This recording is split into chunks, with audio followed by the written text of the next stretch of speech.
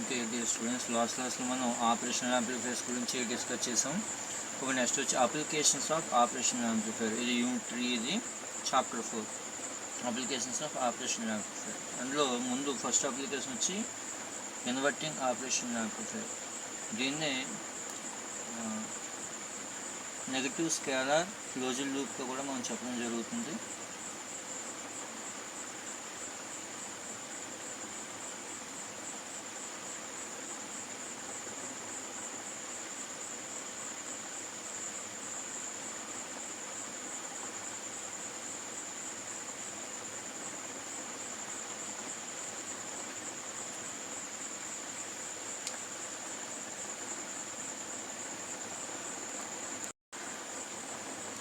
చూడండి, ఈ inverting operational యాంప్లిఫైర్లో ఇన్పుట్ని తీసుకొచ్చి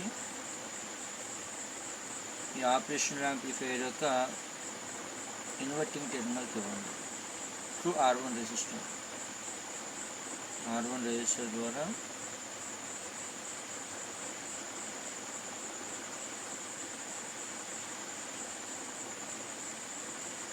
VI అనేటువంటి ఇన్పుట్ని ఇవ్వండి. ఇంకా నాన్ వర్కింగ్ టెర్మినల్ సంబంధించినటువంటి వోల్టేజ్ 0, V2 = 0, అవుట్పుట్ V0. అలాగే దీనికి RF అనేటువంటి ఒక ఫీడ్బ్యాక్ రెసిస్టర్ని కనెక్ట్ చేయండి.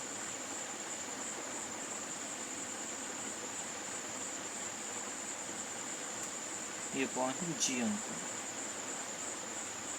ఓకే, ఇప్పుడు ఈ సర్క్యూట్ లోపలికి వెళ్ళేటువంటి కరెంట్ని I ఇన్పుట్ అనుకోండి. ఓకే, ఇక్కడ చూడండి, VI అనేటువంటి ఇన్పుట్ని ఇన్వర్టింగ్ టెర్మినల్కి ఇచ్చాము, నాన్ వర్కింగ్ టెర్మినల్ని గ్రౌండ్ చేసాం, అంటే V2 0 చేసాం. అలాగే అవుట్పుట్కి ఇన్పుట్కి మధ్య RF అనేటువంటి ఒక ఫీడ్బ్యాక్ రిలేషన్ కూడా కనెక్ట్ చేసాం. ఇప్పుడు ఇన్పుట్ని మనం గమనించినట్లయితే ఈ విధంగా ఇచ్చినట్లయితే కనుక అవుట్పుట్ దీనికి ఆపోజిట్గా రావడం జరుగుతుంది. ఓకే, ఆపోజిట్ ఫేజ్లో రావడం జరుగుతుంది. అందుకని దీన్ని ఇన్వర్టింగ్ ఆపరేషన్ యాంప్లిఫైర్గా మనం చెప్పడం జరుగుతుంది. ఓకే, నెక్స్ట్ వచ్చి దీని ఒక వర్కింగ్ చూసినట్లయితే కనుక VI అనేటువంటి ఇన్పుట్ని మనం నాన్ వర్కింగ్ టెర్మినల్కి ఇచ్చాం. ఇప్పుడు G అనే పాయింట్గా చూసినట్లయితే మనం విచువల్ గ్రౌండ్ అంటామని చెప్పి ఆల్రెడీ మనం లాస్ట్ క్లాస్లో చెప్పుకోవడం జరిగింది. అలాగే ఇది ఐడియల్ ఆపరేషన్ యాంప్లిఫైర్ కాబట్టి ఐడియల్ ఆపరేషన్ యాంప్లిఫైర్ పారామీటర్స్ మనం ఆల్రెడీ చెప్పుకున్నాం. ఐడియల్ ఆపరేషన్ సంబంధించిన పారామీటర్స్ మనం గమనించంటే I1 = I2 = 0. అండ్ ఎందుకు I1 I2 0 అవుతుంది? ఇన్పుట్ రెసిస్టెన్స్ Ri = ఇన్ఫినిటీ కాబట్టి. అదేనమ్మా, input resistance value Ri infinity కాబట్టి I1 I2 ఏమవుతుంది? 0 అవుతుంది. ఇన్పుట్ రెసిస్టెన్స్ అంటే ఏంటి? ఇన్వర్టింగ్ నాన్ ఇన్వర్టింగ్ టెర్మినల్స్ మధ్య ఉన్నటువంటి రెసిస్టెన్స్ అనమాట. అలాగే ఇప్పుడు నేను విచువల్ గ్రౌండ్ కాన్సెప్ట్ గురించి మనం చెప్పుకోవాలి కాబట్టి ఫస్ట్ ఈ ఫీడ్బ్యాక్ రెసిస్టర్ లేదనుకున్నట్లయితే, అంటే ఇది ఓపెన్ లూప్ కాన్ఫిగరేషన్లో ఉందనుకుంటే ఆల్రెడీ మనం చెప్పుకున్నాం. ఓపెన్ లూప్ కాన్ఫిగరేషన్ అంటే ఏంటి, క్లోజ్డ్ లూప్ కాన్ఫిగరేషన్ అంటే ఏంటో చెప్పుకున్నాం.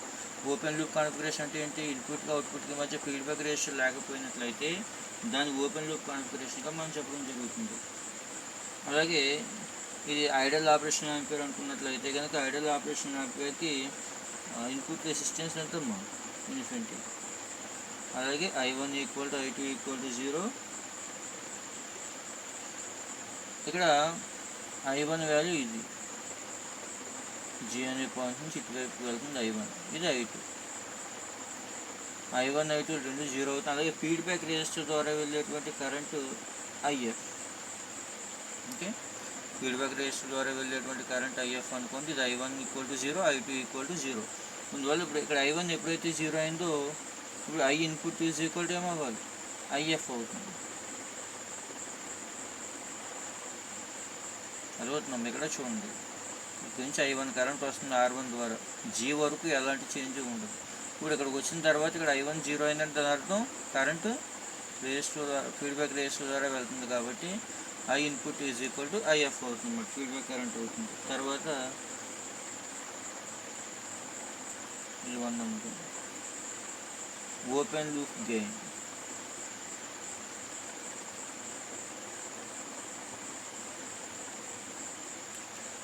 Open loop gain A is equal to formula అంటే మనకి అవుట్పుట్ బై ఇన్పుట్ డిఫరెన్స్ కదా, అంటే V0 బై విఐడి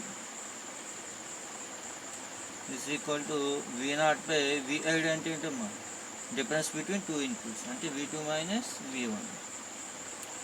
లేదు V2 ఆల్రెడీ మనం ప్రీవియస్ క్లాస్లో చేసాం ఇదంతా కూడా. విచువల్ గ్రౌండ్ కాన్సెప్ట్ గురించి అంతా కూడా మనం చెప్పుకునేది ఏంటి, విచువల్ గ్రౌండ్. ఈ విచువల్ గ్రౌండ్ అనేటువంటిది ఎందుకు చెప్పుకుంటున్నాం, ఇన్వర్టింగ్ ఆపరేషన్ యాంప్లిఫైర్కి సంబంధించిన గెయిన్ని మనం డిరైవ్ చేయాలంటే ముందు విచువల్ గ్రౌండ్ కాన్సెప్ట్ గురించి నేర్చుకోవాలి. ఇది A is equal to V0 by V2 minus V1. దాని నుంచి V2 minus V1 is equal to ఏం రాయొచ్చు, V0 బై ఏ. కానీ ఏ ఇన్ఫినిటీ కదమ్మా, ఇది గెయిన్ ఏ ఆపరేషన్ యాంప్లిఫైర్కి, ఐడియల్ ఆపరేషన్ యాంప్లిఫైర్కి గెయిన్ ఏ ఇన్ఫినిటీ కదా, అందువల్ల V0 by infinity.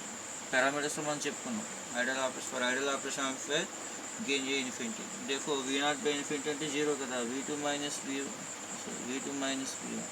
V1 equal to 0. therefore V2 equal to V1. therefore the potential difference between two input terminals is 0. రెండు input టెర్మినల్స్కి మధ్య పొటెన్షియల్ డిఫరెన్స్ ఏంటంటే 0 అవుతుంది. V2 ఎప్పుడైతే మనం 0 అనుకున్నామో V1 కూడా 0 అవుతుంది. therefore V1 equal to 0. యాక్చువల్గా అయితే V1 0 కాదు, ఎందుకంటే Vi అని ఇన్పుట్ ఇచ్చాం కాబట్టి V1 ఉంటుంది. కానీ ఇక్కడ V1 అనేది 0గా యాక్ట్ చేస్తుంది. V2 ఎప్పుడైతే 0 అయింది V1 కూడా 0గా యాక్ట్ చేస్తుంది కాబట్టి 0 కాకపోయినా 0గా యాక్ట్ చేస్తుంది కాబట్టి ఆ పాయింట్ని ఏమంటున్నామంటే విచువల్ గ్రౌండ్ అంటున్నాం. ఓకే, ఆ పాయింట్ని ఏమంటున్నామో విచువల్ గ్రౌండ్గా మనం చెప్పడం జరుగుతుంది. ఓకే, నెక్స్ట్ చూడండి. ఇక్కడ అర్థమైంది కదా, ఓపెన్ లూప్ గెయిన్లో A is equal to V0 by VID. V0 by VID అంటే ఏంటి, input difference V2 minus V1. దాని V2 minus V1 is equal to ఏం రాయొచ్చమ్మా, ఈ ఈక్వేషన్ నుంచి A is equal to V0 by V2 minus V1 కదా, దాని V2 minus V1 equal to V0 by A is equal to ఏమవుతుందమ్మా, V0 by infinity. V0 అంటే output voltage అనమాట. దాని V2 minus V1 equal to 0 అవుతుంది కదా, V2 equal to V1. ఎప్పుడైతే మనం V2 0 అనుకున్నామో V1 కూడా ఏమవుతుంది, 0 అవుతుంది. అంటే దాని అర్థం V1 వాల్యూ 0 కాకపోయినా 0కి యాక్ట్ చేస్తుంది కాబట్టి ఆ పాయింట్ని ఏమంటున్నాం మనం విచువల్ గ్రౌండ్గా మనం చెప్పడం జరుగుతుంది. అటువంటి ఇక్కడ చూడండి, V2 minus V1 V0 by infinity కదా, అంటే V2 minus V1 is equal to 0. దాని నుంచి V2 ఈజ్ ఈక్వల్ టు ఏమవుతుందమ్మా, V1. ఆల్రెడీ మనం V2 ఈక్వల్ టు 0 కాబట్టి V1 ఈక్వల్ టు కూడా 0 అవుతుంది, సిన్స్ V2 ఈక్వల్ టు 0 కాబట్టి. ఓకే, నెక్స్ట్ వచ్చి గెయిన్కి ఈక్వేషన్ కడతాం, ఎక్స్ప్రెషన్ ఫర్ గెయిన్.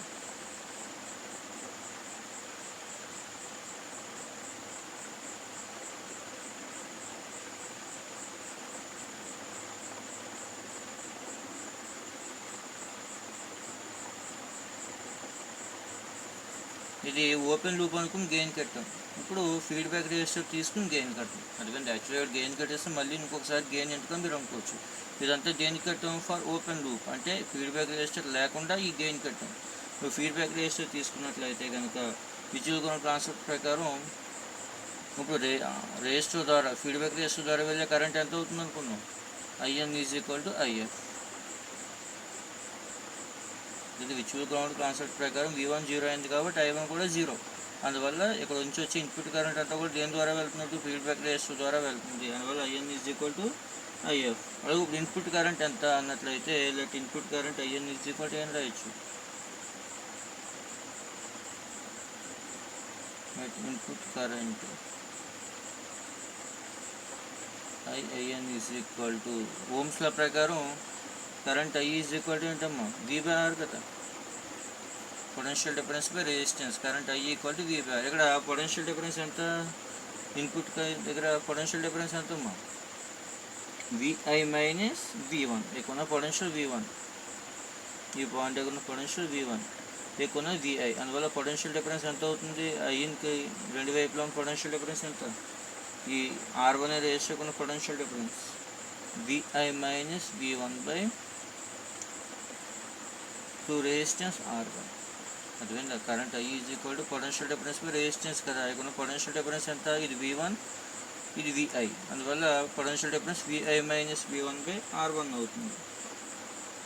కానీ ఇక్కడ V1 0 కదా, అందువల్ల IN ఈజ్ ఈక్వల్ టు ఏం రాయొచ్చు, VI by R1 since V1 is equal to 0. V1 0 కాబట్టి IIN is equal to ఏం రాయొచ్చున్నా VI by RI. ఇప్పుడు ఈ ఫీడ్బ్యాక్ రెసిస్టర్ ద్వారా వెళ్ళేటువంటి కరెంట్ ఫైండ్ అవుట్ చేద్దాం. Now the current flowing to the feedback resistor.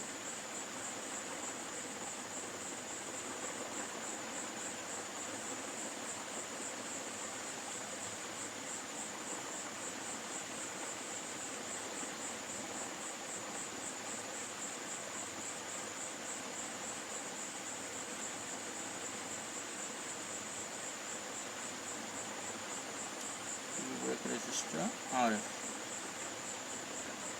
is feedback resistor ద్వారా వెళ్ళే current ఎంత అన్నట్లయితే IF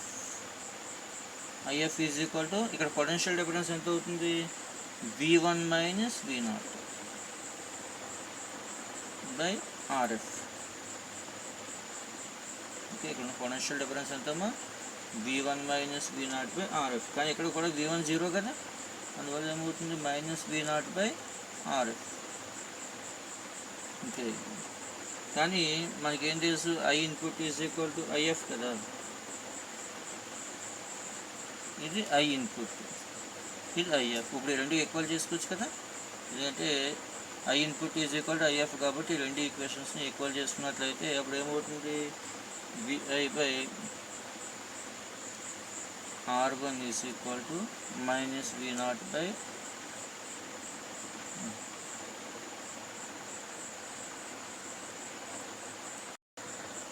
ఓకే చూడండి IF ఈజ్ ఈక్వల్ టు ఏంటి పొటెన్షియల్ డిఫరెన్స్ బై రెసిస్టెన్స్ కదా, ఇక్కడ potential difference V1 minus V0 by RF is equal to minus V0 by RF.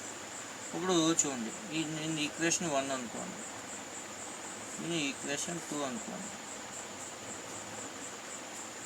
Okay దీన్ని equation 3 అనుకోండి. ఇది IF is equal to minus V0 by RFని equation 3 అనుకోండి.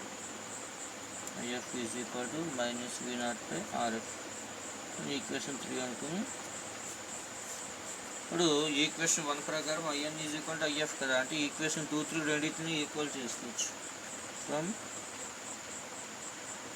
Equation 2 అనుకుని we have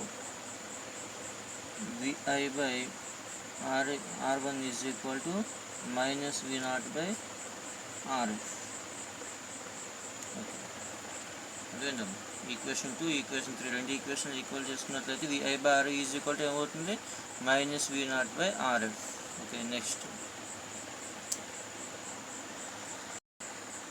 okay చూడండి మనకి ఈక్వేషన్ 2 ఈక్వేషన్ 3 రెండింటిని ఈక్వల్ చేసుకున్నట్లయితే ఏమొచ్చింది VI by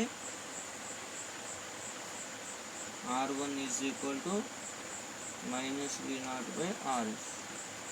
ఎందుకని I input is equal to IF కాబట్టి since I input is equal to IF. మరి ఈ ఈక్వేషన్ నుంచి output voltage V0 is equal to ఏం రాయొచ్చాము మైనస్ RM బై ఈ RF ఇటువైపు తీసుకొచ్చాము RF by R1 into VI.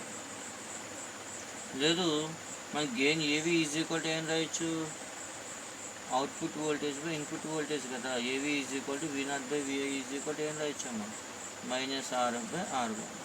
Okay, ఇప్పుడు ఈ ఈక్వేషన్ నుంచి మనం గమనించినట్లయితే gain AV is equal to ఏమొచ్చింది నెగిటివ్ వాల్యూ వచ్చింది. అంటే దాని అర్థం మనం ఇచ్చిన ఇన్పుట్కి అవుట్పుట్ అనేది ఆపోజిట్ ఫేజ్లో రావడం జరుగుతుంది. అందువల్ల దీన్ని ఇన్వర్టింగ్ యాంప్లిఫైయర్గా మనం చెప్పడం జరుగుతుంది. ఏమో ఈ విధంగా మనం ఇన్వర్టింగ్ యాంప్లిఫైయర్ యొక్క గెయిన్ని ఫైండ్ అవుట్ చేయవచ్చు. ఓకే నెక్స్ట్ వచ్చి input resistance, negative scalar and phase shifter. Differential amplifier యొక్క నెక్స్ట్ అప్లికేషన్స్ వచ్చి input resistance.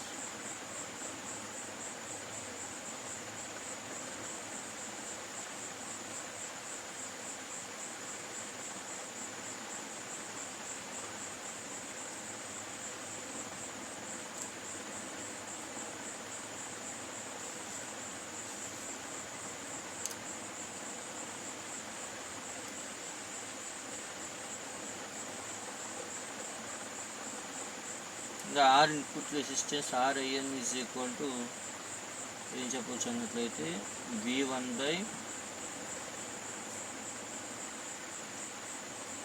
V1 minus Vi by R1.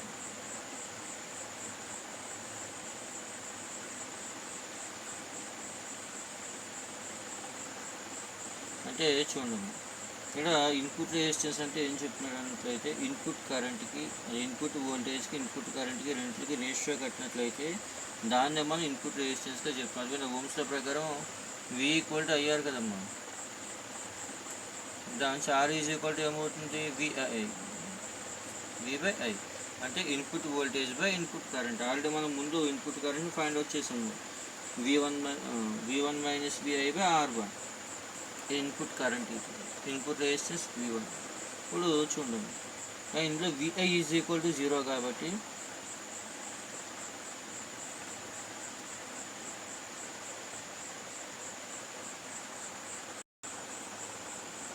Okay చూడండి, ఇది ఇంట్లో Vi 0 అయినట్లయితే కనుక, ఇందులో Vi 0 అయితే వాడు V1 క్యాన్సిల్ అయిపోయి ఈ వాల్యూ ఏమవుతుంది R1కి ఈక్వల్ అవ్వడం జరుగుతుంది. ఇందులో R ఇన్పుట్ అనేటువంటిది దేన్ని రెఫర్ చేస్తుంది, వోల్టేజ్ యాంప్లిఫైర్ని రెఫర్ చేస్తుంది అనమాట.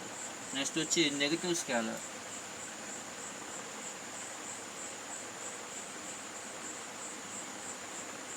Differential amplifier is a negative scaler అనమాట. అంటే చూడండి, ఈ ఈక్వేషన్ నుంచి V0 ఈజ్ ఈక్వల్ టు ఏమొస్తుందో minus RF by R1 into Vi కదా.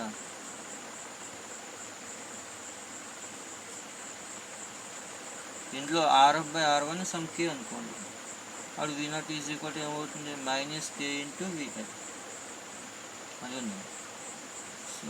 RF by R1 is equal to some K అనుకున్నట్లయితే కనుక ఈక్వేషన్ 7 చూడండి, ఇక్కడ ఈ ఈక్వేషన్ 4 అనుకోండి, ఈ ఈక్వేషన్ 4, ఈ ఈక్వేషన్ 6 అనుకుంటే 7.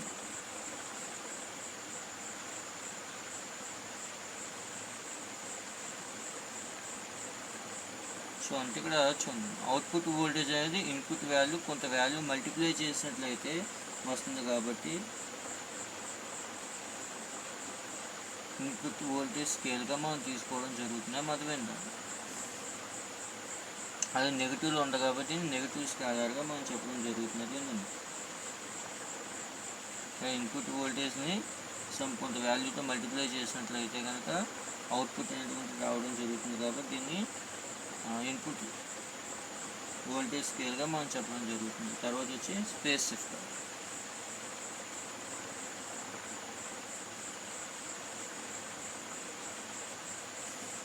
ఇప్పుడు ఆపరేషన్ యాంప్లిఫైర్లో మనం ఇన్పుట్ రెసిస్టెన్స్ ఒకటి ఫీడ్బ్యాక్ రెసిస్టర్ R1 RF ఉన్నాయి కదా. ఈ R1 RF బదులుగా ఇంపిడెన్స్లు అంటే Z1 ZFలు తీసుకున్నట్లయితే అప్పుడు ఏమవుతుంది, మనం తీసుకున్నటువంటి సైన్ వేవ్ అనేటువంటిది దాని యొక్క యాంప్లిట్యూడ్లో ఎలాంటి మార్పు లేకుండా ఫేజ్ అనేటువంటిది రివర్స్ అవ్వడం జరుగుతుంది అనమాట.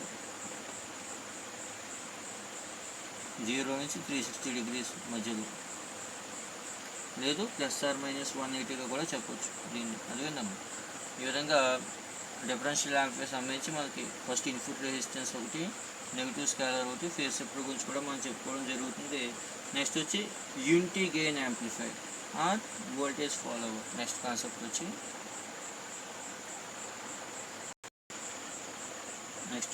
యూనిటీ గెయిన్ యాంప్లిఫైర్, లేదు దీన్ని వోల్టేజ్ ఫాలోవర్గా కూడా మనం చెప్పొచ్చు. చూడండి, మనకి ఈక్వేషన్ ఏమొచ్చింది, V0 బై ఈక్వేషన్ 5 నుంచి V0 by V1 is equal to minus RF by R1, అంటే gain AV is equal to V0 by V1 is equal to minus RF by R1. అయితే ఈ ఈక్వేషన్లో ఒకవేళ RF is equal to R1 అయితే if R1 is equal to RF, then AV is equal to -1, ఎందుకంటే R1 by R1 అవుతుంది, ఈ value వచ్చి -1 అవుతుంది. అంటే గెయిన్ అనేటువంటి -1 అయినట్టు దాని అర్థం ఫేజ్ అనేటువంటిది 180 degrees చేంజ్ అవుతుంది. అదేవిధంగా దీన్నే వోల్టేజ్ ఫాలోవర్గా కూడా మనం చెప్పడం జరుగుతుంది. అదేవిధంగా 180 degrees ఫేజ్ ఇన్వర్స్ అనేటువంటిది కూడా రావడం జరుగుతుంది.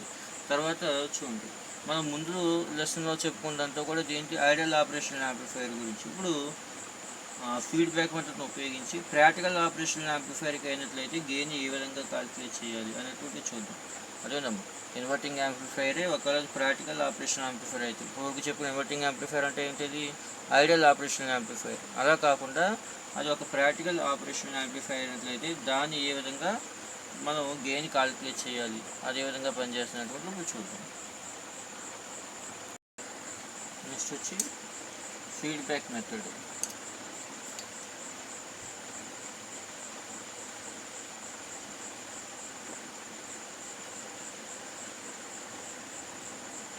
ప్రాక్టికల్ ఆపరేషన్ యాంప్లిఫైర్ ఇంకా ఇది కూడా డిఫరెన్షియల్ యాంప్లిఫైరే, కాకపోతే ఇప్పటి వరకు మనం ఏం చెప్పుకున్నాం ఐడియల్ ఆపరేషనల్ యాంప్లిఫైర్కి చెప్పుకున్నాం. ఇప్పుడు ఏంటంటే ప్రాక్టికల్ ఆపరేషనల్ యాంప్లిఫైర్కి సేమ్ అదే డయాగ్రామ్ వస్తుంది. ఇక్కడ కూడా ఒక ఓప్ యాంప్ తీసుకోండి, ఇది ఇన్వర్టింగ్ ఇది నాన్ ఇన్వర్టింగ్ అనుకోండి. ఇక్కడ ఇన్వర్టింగ్ టెర్మినల్కి V1 అనేటువంటి ఇన్పుట్ ఇవ్వండి.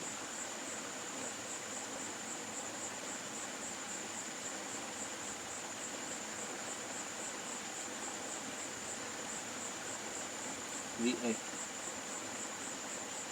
Through resistor R1.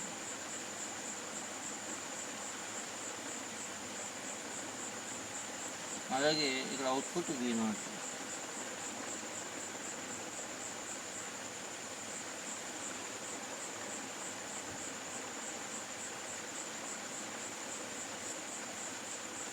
అలాగే నాన్ ఇన్వర్టింగ్ టెర్మినల్ గ్రౌండ్ చేయండి.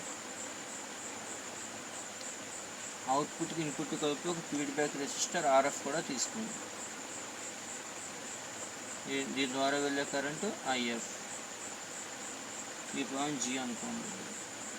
G అంటే ఏంటి కూడా విచువల్ గ్రౌండ్. విచువల్ గ్రౌండ్ దగ్గర కరెంట్ I ఈక్వల్ టు ఎంత 0. ఓకే, నెక్స్ట్ ఈ లోపలికి వెళ్ళేటువంటి ఇన్పుట్ కరెంట్ IN.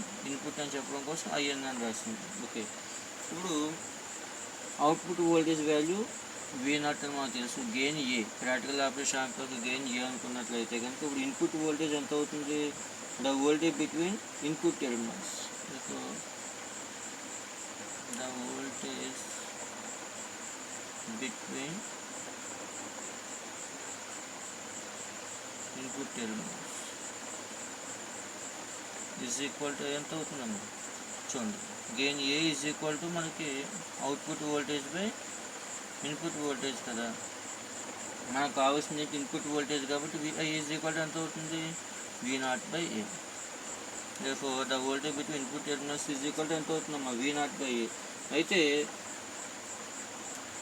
ఈ ఇన్పుట్ ఈ వాల్యూని తీసుకొచ్చి మనం దేనికి కలిపాం నాన్ ఇన్వర్టింగ్ టెర్మినల్ కలిపాం కాబట్టి ఈ వాల్యూ ఎంత అవుతుందంటే -V0/A అవుతుంది. అర్థమైందా, మనం తీసుకొచ్చిన ఇన్వర్టింగ్ టెర్మినల్ కలిపాం కాబట్టి ఈ వాల్యూని ఇన్పుట్ వోల్టేజ్ ఎంత అవుతుందమ్మా -V0/A అవుతుంది. అలాగే current IN is equal to input current IN is equal to ఏం రాయొచ్చు ఓమ్స్ల ప్రకారం పొటెన్షియల్ డిఫరెన్స్ బై కరెంట్ కదా. ఇన్పుట్ కరెంట్ అంటే ఇక్కడ ఇన్పుట్ పొటెన్షియల్ డిఫరెన్స్ ఎంత VI మైనస్ VI. ఇక్కడ ఉన్నదంతా V0/A. ఇక్కడ G దగ్గర ఉన్నటువంటి పొటెన్షియల్ అనమాట -V0/A. అదిగండి VI minus V0/A/R1.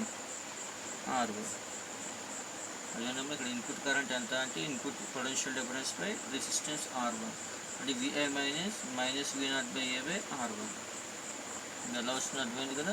VI value voltage input terminals -V0/A ఎలా వస్తుంది అర్థమైంది కదమ్మా. Gain A is equal to output voltage input voltage అంటే ఏ ఈక్వల్ టు V0/VI.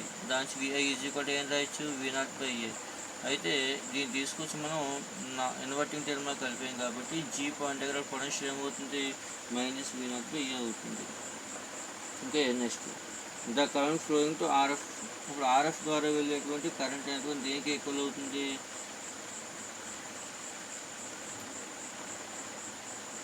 RF ద్వారా వెళ్ళే కరెంట్ IF అనుకోండి. ఇప్పుడు అవుట్పుట్ వోల్టేజ్ ఎంత V0 వాల్యూ ఎంత అన్నట్లయితే V0 ఈజ్ ఈక్వల్ టు ఏం రాయొచ్చు -V0/A మైనస్ IFR. అదేనమ్మా అవుట్పుట్ వోల్టేజ్ ఎంత అన్నట్లయితే ఈ ఫీడ్బ్యాక్ రేస్ దగ్గర ఉన్న వోల్టేజ్కి ఇక్కడ ఉన్నటువంటి వోల్టేజ్ రెండు కలిపినట్లయితే V0 is equal to minus V0 by A minus IFRF అవుతుంది. ఇప్పుడు ఇందులో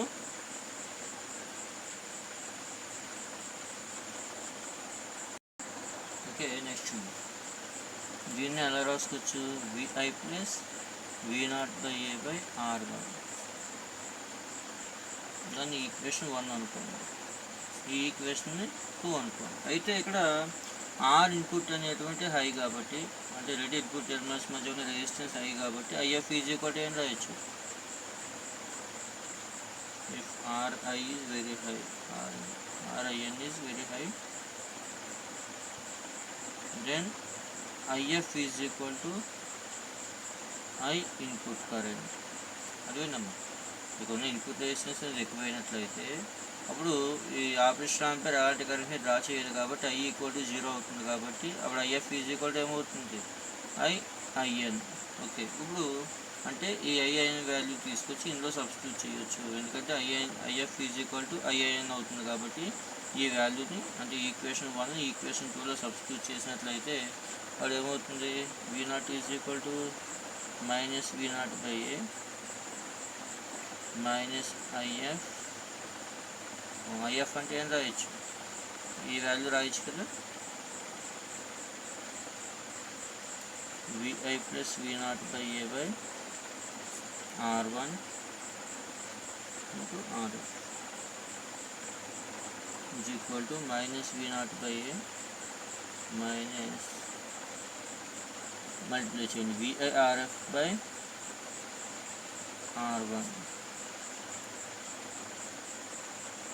minus V0 RF by AR1.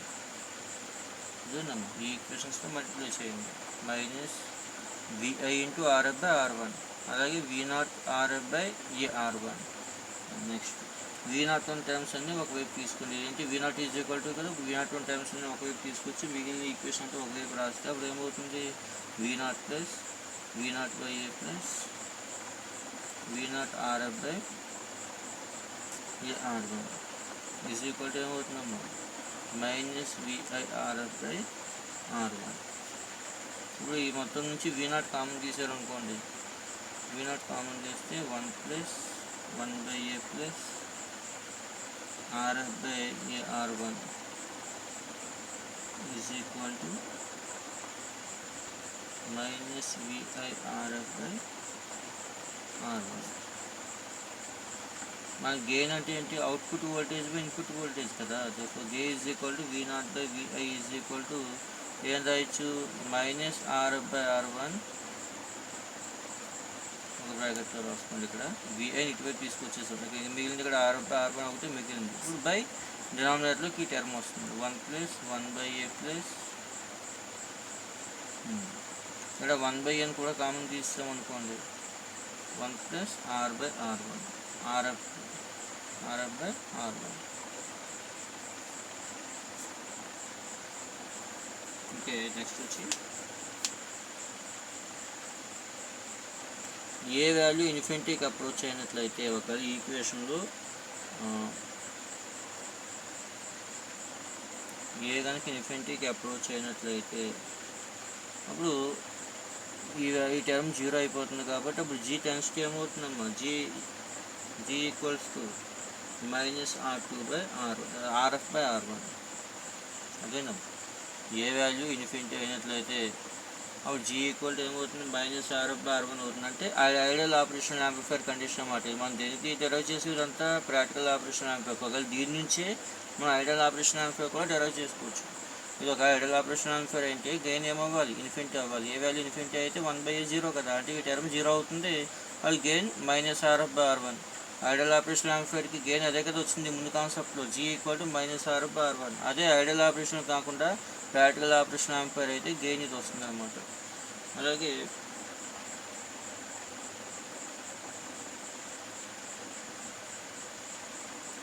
అలాగే ఇక్కడ gain closed loop gain G value minimum అవ్వాలి అన్నట్లయితే కనుక కండిషన్ ఏమవ్వాలంటే ఇక్కడ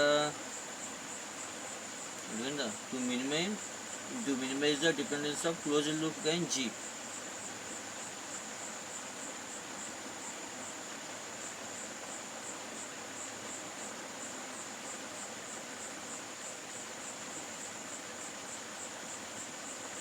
డిపెండెన్స్ ఆఫ్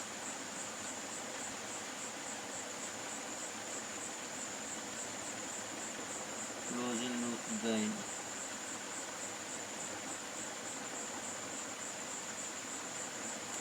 కండిషన్ ఏమవ్వాలి, 1 + RF/R1 is much less than A. ఇది ఏ కన్నా బాగా చిన్నదైనట్లయితే కనుక అప్పుడు ఇక్కడ minimize the dependence of closed loop gain. Closed loop gain అనేటువంటి మినిమం అవ్వడం జరుగుతుంది. అప్పుడు ఐడియల్ ఆపరేషనల్ యాంప్లిఫైర్కి ఏంటంటే గెయిన్ G = ఏంటమ్మా -RF/R1. అది ఈ విధంగా మనం ప్రాక్టికల్ ఆపరేషనల్ యాంప్లిఫైర్ తీసుకుని దాని యొక్క గెయిన్కి ఈక్వేషన్ మనం తీసుకురావడం జరిగింది. ఇది కూడా ఇన్వర్టింగ్ యాంప్లిఫైరే. ఎందుకని గెయిన్ అనేటువంటిది మైనస్లో రావడం జరిగింది. అదేంటి, కాకపోతే ఇక్కడ తీసుకుంటే ప్రాక్టికల్ ఆపరేషనల్ యాంప్లిఫైర్. ముందు చెప్పిన కాన్సెప్ట్ ఏంటి, ఐడియల్ ఆపరేషనల్ యాంప్లిఫైర్.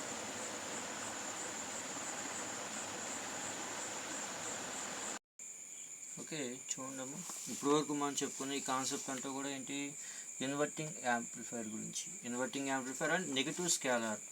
ఎందుకంటే అవుట్పుట్ వోల్టేజ్ అనేటువంటి ఇన్పుట్ వోల్టేజ్కి సంబంధించి కొంత ఫంక్షన్గా మనం రాయగలుగుతున్నాం కాబట్టి దాన్ని నెగిటివ్ స్కేలార్గా మనం చెప్పడం జరుగుతుంది. అలాగే ఫీడ్బ్యాక్ రెసిస్టర్ని కూడా కలిపాం కాబట్టి దీన్ని క్లోజ్డ్ లూప్గా మనం చెప్పడం జరుగుతుంది. నెక్స్ట్ కాన్సెప్ట్ వచ్చి నాన్ ఇన్వర్టింగ్ యాంప్లిఫైర్. అంటే ఇన్పుట్ ఏ విధంగా అయితే ఉందో చూడండి, ఇన్పుట్ ఏ ఫేజ్లో అయితే ఉందో అవుట్పుట్ కూడా అదే ఫేజ్లో వచ్చినట్లయితే దాన్ని నాన్ ఇన్వర్టింగ్ యాంప్లిఫైర్గా మనం చెప్పడం జరుగుతుంది. పాజిటివ్ స్కేలర్ అనమాట. ఓకే, నెక్స్ట్ కాన్సెప్ట్ వచ్చి non inverting amplifier. Okay, next concept వచ్చి నాన్ ఇన్వర్టింగ్ యాంప్లిఫైర్.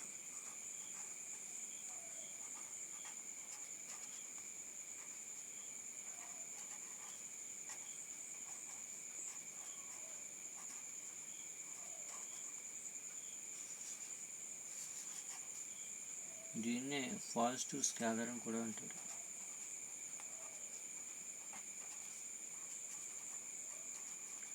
ఇక్కడ నాన్ ఇన్వర్టింగ్ యాంప్లిఫైర్లో మనం చేయవలసింది ఏంటంటే ఇన్పుట్ని నాన్ ఇన్వర్టింగ్ టెర్మినల్కి ఇవ్వాలి.